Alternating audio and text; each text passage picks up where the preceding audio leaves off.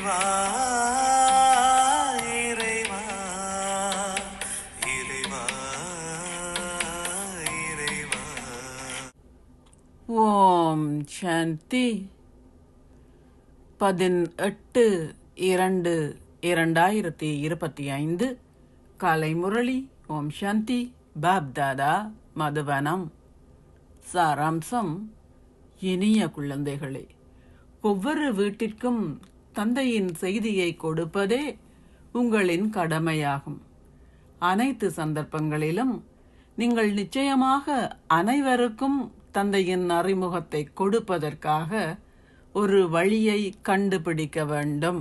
கேள்வி: குழந்தைகளாகிய நீங்கள் எந்த ஒரு விடயத்தில் ஆர்வம் கொண்டிருக்க வேண்டும்?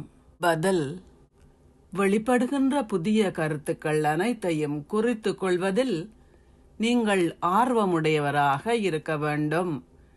ஏனெனில் இக்கருத்துக்கள் அனைத்தையும் நினைவில் வைத்திருப்பது சிரமமாகும். ஏனையோருக்கு விளங்கப்படுத்துவதற்கு நீங்கள் உங்கள் குறிப்புகளை பயன்படுத்த முடியும். எவ்வாறாயினும் நீங்கள் கருத்துக்களை குறித்துவிட்டு உங்கள் குறிப்பாட்டை ஒரு புறத்தில் வைத்து விடுவதாக இருக்கக்கூடாது. அனைத்தையும் தெளிவாக புரிந்து கொள்கின்ற குழந்தைகள் குறிப்புகள் எடுப்பதில் மிகவும் ஆர்வமுடையவர்களாக இருக்கின்றார்கள். பாடல்: உலகிலுள்ள ஆயிரக்கணக்கான மக்கள் உங்கள் இதயத்தில் ஒரு பூட்டை பூட்டிவிட்டார்கள். ஓம் சாந்தி. தாரணைக்கான சாராம்சம்: 1. உண்மையான தர்மத்தை ஸ்தாபிப்பதற்கு நீங்கள் கருவிகளாக இருப்பதையிட்டும் கடவுளே உங்களுக்கு கற்பிக்கின்றார் என்பதாலும் சதா சந்தோஷமாக இருங்கள். எங்கள் தேவ தர்மமே பெருமளவு சந்தோஷத்தை கொடுக்கும் ஒன்றாகும். 2. நீங்கள் பூந்தோட்டக்காரர்களாகி முட்களை மலர்களாக்கும் சேவையை செய்ய வேண்டும். தந்தைக்கு முன்னால் அவர்களை அழைத்து வருவதற்கு முன்னர் நீங்கள் அவர்களை நன்றாக தயார் செய்ய வேண்டும். நீங்கள் இந்த முயற்சியை செய்ய வேண்டும். ஆசீர்வாதம்: நீங்கள் உங்களின் பழைய சரீரங்களையும் பழைய உலகையும் மறந்து பாப்தாதாவின் இதய சிம்மாசனத்தில் அமர்ந்திருப்பீர்களாக. சங்கமயுக மேன்மையான ஆத்மாக்கள் அமர்வதற்கான இடம் பாப்தாதாவின் இதய சிம்மாசனமாகும். கல்பம் முழுவதிலும் வேறெந்த வேளையிலும் உங்களால் இத்தகையதொரு சிம்மாசனத்தை பெற முடியாது. நீங்கள் தொடர்ந்து உலக ராஜ்யத்தில் அல்லது பிராந்திய ராஜ்யத்தில் சிம்மாசனங்களை பெறுவீர்கள். ஆனால் இந்த சிம்மாசனம் இருக்காது. இது எத்தகைய பெரிய சிம்மாசனம் என்றால், நீங்கள் நடக்கும் போதும் உலா வரும் போதும் உண்ணும் போதும் உறங்கும் போதும் சதா இந்த சிம்மாசனத்திலேயே அமர்ந்திருப்பீர்கள். பாப்தாதாவின் இதய சிம்மாசனத்தில் எப்போதும் அமர்ந்திருக்கும் குழந்தைகள் தமது பழைய சரீரங்களையும் பழைய உலகையும் மறந்திருப்பார்கள். அவர்கள் அவற்றை பார்த்தும் பார்க்காதிருப்பார்கள்.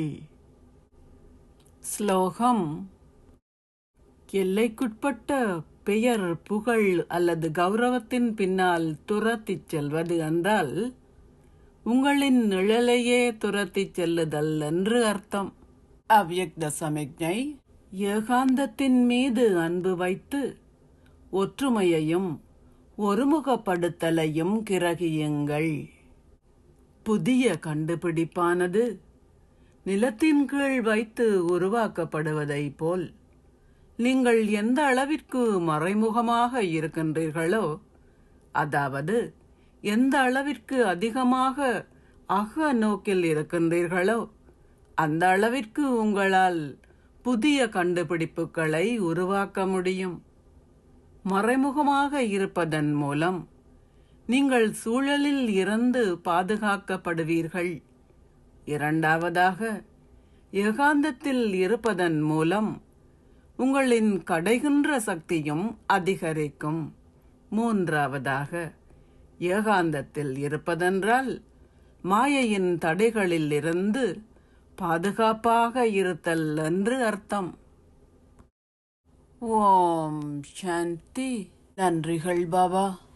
உன் வழி நான் நடந்தேன், உன் நிழல் போல் கிடந்தேன், உன் முகம் காண்பதற்கே இறைவா, உன் முகம் காண்பதற்கே. கருவிலே நான் அறிந்தேன், கவலைகள் நான் மறந்தேன், கண்டதும் நான் நிறைந்தேன், உன்னை கண்டதும் நான் நிறைந்தேன்.